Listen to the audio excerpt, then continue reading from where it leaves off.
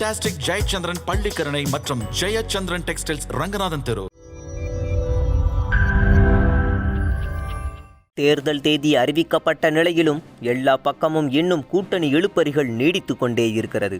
காங்கிரஸ் கட்சியுடன் திமுக பேச்சுவார்த்தைகள் நடத்தியும் தொகுதி எண்ணிக்கை உடன்பாடு இன்னும் முடிவுக்கு வரவில்லை. காங்கிரஸ் கட்சிக்கு கணிசமான அளவுக்கு சீட் வேண்டும் என்று ராகுல் காந்தி ஒரே பிடியாக நிற்பதால் தான் இழுபறி நீடிப்பதாக காங்கிரஸ் கட்சியினரே சொல்கிறார்கள்.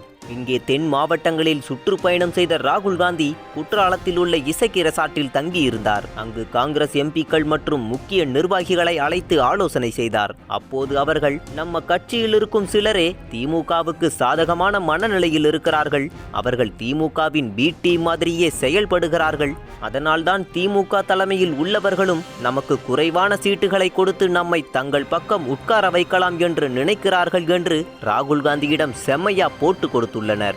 இதை கேட்டு டென்ஷனான ராகுல் காந்தி மாநில நிர்வாகிகளை தொடர்பு கொண்டு, என்ன பேச்சுவார்த்தை நடத்துறீங்க? திமுக நம்மை ஆரோக்கியமாக அணுகினால் 35 சீட்டுகளுக்கு ஒத்துக்கொள்ளுங்கள், அதற்கு கீழே குறைக்க அனுமதிக்க கூடாது, திமுகவிடம் காங்கிரஸ் கட்சியை அடகு வைக்கிற மாதிரி நடந்து கொள்ளாதீர்கள் என்று சற்று காரமாகவே சொல்லி இருக்கிறார். இந்த நிலையில் திமுகவோ காங்கிரஸ் கட்சிக்கு 12 சீட் தான் தர முடியும் என்று பேச்சுவார்த்தையை ஆரம்பித்தது. பிறகு 15, 18 என்று கொஞ்சம் கொஞ்சமாக உயர்த்தி கடைசியாக 20 சீட்டுக்கு ஒப்புக்கொண்டால் வாருங்கள் என்று அழுத்தம் திருத்தமாக சொல்லிவிட்டது.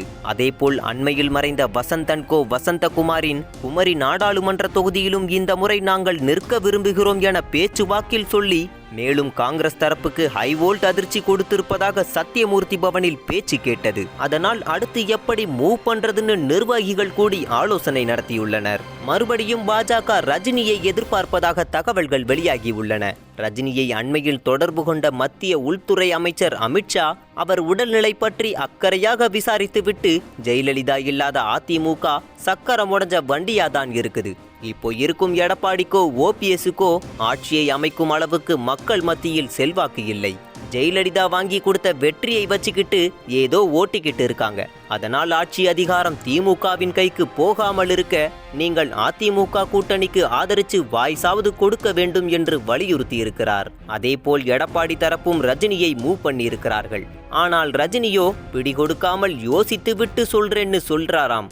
இதுக்கு அவர் எத்தனை வருஷம் யோசிக்க போறாருன்னு அவங்க தரப்பிலிருந்தே கமெண்ட் அடிக்கிறார்கள். சென்னை வந்த அமித்ஷா அமமுகவை அதிமுகவோடு இணைக்க வேண்டும் என்று ரொம்ப அக்கறையாவே வலியுறுத்தி விட்டு சென்றுள்ளார். அது பற்றி தனி கட்டுரையே நம்ம நக்கீரனில் வந்துள்ளது. அதிமுகவுடன் அமமுகவை இணைக்க வேண்டும் என்று எடப்பாடி ஓபிஎஸ் உள்ளிட்ட அதிமுக தலைவர்களிடம் நள்ளிரவு வரை அமித்ஷா வலியுறுத்தி பேசியது உண்மைதான் என்றாலும் அதற்கு தினகரன் மீதான அக்கறை காரணமில்லையாம். இப்படி ஏடாகூடமா ஒரு டிமாண்டை வச்சு ஒரு திணறலை ஏற்படுத்தி அதை காரணமாக காட்டி அதிமுகவிடம் இருந்து அதிக சீட்டை வாங்கணும்னு நினைச்சுதான் பாஜக அப்படி ஒரு தாயத்தை உருட்டி போடுவதாக சொல்கிறார்கள். ஆனால் எடப்பாடி உள்ளிட்டவர்களோ, எங்களுக்கு தினகரனை இணைப்பதால் எந்த லாபமும் இல்லை, அவரால் கஷ்டம்தான் ஏற்படும், அதனால் அவரை நீங்கள் விரும்பினால் உங்கள் கூட்டணியிலோ அல்லது உங்கள் கட்சியிலோ அவரை சேர்த்து கொள்ளுங்கள், அவரை நாங்கள் இணைக்காததற்கு பெனால்டி எக்ஸ்ட்ரா சீட்டு வேண்டுமானால் தருகிறோம் என்று கையெடுத்து கும்பிட்டார்களாம். அதனால் அதிமுக கூட்டணியிலும் சீட்டு ஒதுக்குவதில் இழுபறிதான் நீடிக்கிறது. பாஜகவின் அரசியல் சூதாட்டத்தை புதுவையில் இருக்கும் என்ஆர் காங்கிரஸ் கட்சியும் வெறுக்க ஆரம்பித்து விட்டது. என்ஆர் காங்கிரஸ் தலைவரான ரெங்கசாமி பாஜக தலைமை மீது, குறிப்பாக அமித்ஷா மீது ஏக கடுப்பில் இருக்கிறார். காரணம், காங்கிரஸ் நாராயணசாமி ஆட்சியை கவிழ்த்தால் அடுத்த முதல்வர் வேட்பாளர் நீங்கதான்னு அவருக்கு பாஜக வாக்குறுதி கொடுத்ததாம். அதை நம்பிதான் அவரும் களமிறங்கி பல்வேறு சித்து வேலைகளில் இறங்கினாராம். காரியம் முடிந்த பிறகு முதல்வர் வேட்பாளர் யார் என்பதை தேர்தல் முடிவுகளுக்கு பிறகு முடிவு செய்வோம்னு அமித்ஷா திடீர் பல்ட்டி அடிச்சிட்டாராம். இந்த நிலையில் புதுவையில் இருக்கும் 30 சீட்டுகளையும் என்ஆர் காங்கிரஸ், அதிமுக, பாஜக ஆகிய 3 கட்சிகளும் தலா 10 தொகுதிகள் வீதம் பிரித்து கொள்கிறாராம் அமித்ஷா. ஆனால் ரங்கசாமி, எங்கள் என்ஆர் காங்கிரசுக்கு 17 சீட்டை கொடுத்துவிட்டு 6 சீட்டை அதிமுகவுக்கு கொடுத்துவிட்டு நீங்க வேணும்னா 7 சீட்டை எடுத்துக்கொள்ளுங்கள் என்று அமித்ஷாவிடம் சொல்ல, அதெல்லாம் சரிப்படாதுன்னு அமித்ஷா புறக்கணிச்சிட்டாராம். அதனால் பாஜகவோடு கூட்டணி வைப்பதா வேண்டாமா என்கிற குழப்பத்திற்கு வந்துட்டார் ரங்கசாமி. மக்கள் நீதி மய்யம் நடிகர் கமலுக்கு எதிராக அவங்க தரப்பிலிருந்தே முணுமுணுப்பு கேட்கிறது. சிங்கப்பூரில் இருக்கும் ஒரு நண்பர்கள் டீம் தொடர்ந்து நடிகர் கமலுக்கு சப்போர்ட்டா இருந்தது.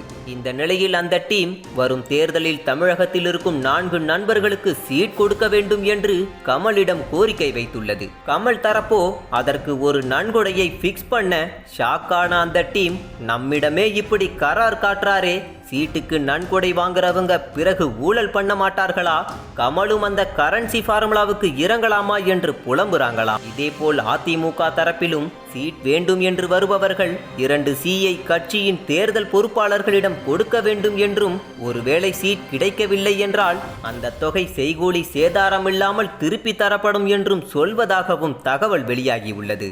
வன்னியர்களுக்கான 10.5% உள் இடஒதுக்கீட்டை கொடுத்தது அதிமுகவுக்கு சாதகமா பாதகமா என்ற விவாதம் நடந்து வருகிறது. வன்னியர்களுக்கு உள் இடஒதுக்கீடு பட்ஜெட் கூட்டத்தொடரில் நிறைவேற்றப்படும் என்று முன்கூட்டியே தெரிந்ததால் கவுண்டர் சமூகத்தைச் சேர்ந்த ஓய்வு பெற்ற முன்னாள் காவல்துறை எஸ்பியான ரத்ன சபாபதி வன்னியர்களுக்கு உள் இடஒதுக்கீடு கொடுத்தால் மற்ற சமூகத்தினருக்கும் அதை கொடுத்தாகணும் என்று கொடிபிடித்து கொண்டு களமிறங்கிவிட்டார். முத்தரையர், முக்குளத்தூர், யாதவர் உள்ளிட்ட ஏனைய சமூக அமைப்பினரையும் திரட்டி பிப்ரவரி 15ஆம் தேதியே கோவையில் ஒரு ஆலோசனை கூட்டத்தை கூட்டினார். அதேபோல் போன 25ஆம் தேதி திருச்சியிலும் இப்படி ஒரு கூட்டத்தை கூட்டி எங்கள் சமூகத்திற்கும் உள் இடஒதுக்கீடு வேண்டும் என்று கேட்டார். இந்த கூட்டத்தில் அதிமுகவுக்கு எதிரான குரல்தான் அதிகமாக எழுந்துள்ளது. உடனே அவர்களிடம் பேச்சுவார்த்தை நடத்திய அமைச்சர் வேலுமணி, உங்களின் கோரிக்கையை தேர்தலுக்கு பிறகு வைத்துக் கொள்ளுங்கள் என்று சொல்லி இருக்கிறார். ஆனால் அவர்கள் அதற்கு சம்மதிக்கவில்லை. அதனால் தேர்தல் நேரத்தில் இவர்களின் போராட்ட குரல் ஆளும் கட்சிக்கு புதிய தலைவலியை உண்டாக்கியுள்ளது. அண்மையில் முதலமைச்சர் எடப்பாடி பழனிசாமி 54 IPS அதிகாரிகளை மாற்றினார். அடுத்து IAS அதிகாரிகளையும் அதேபோல் டிரான்ஸ்ஃபர் செய்ய ஒரு லிஸ்டை ரெடி செய்து வைத்தார். அதை அறிவிப்பதற்குள் தேர்தல் தேதி அறிவிக்கப்பட்டு விட்டது. அதனால் பட்டியல் பெண்டிங்கில் இருக்கிறது. இனி அதிகாரிகளை மாற்றும் அதிகாரம் தேர்தல் ஆணையத்திடம்தான் இருக்கிறது. அதனால் மாவட்ட கலெக்டர்களை தேர்தல் ஆணையம் மாற்ற நினைக்கும் போது தங்களுக்கு தோதான அதிகாரிகளை தோதான இடத்திற்கு மாற்ற வசதியாக இப்பவே அந்த பட்டியலை தமிழக தேர்தல் அதிகாரி சத்யபிரதா சாகுவிடம் கொடுத்திருக்கிறாராம் எடப்பாடி. நக்கீரன் டிவிக்கு சப்ஸ்கிரைப் செய்யுங்கள். உங்கள் ஆதரவே எங்கள் பலம்.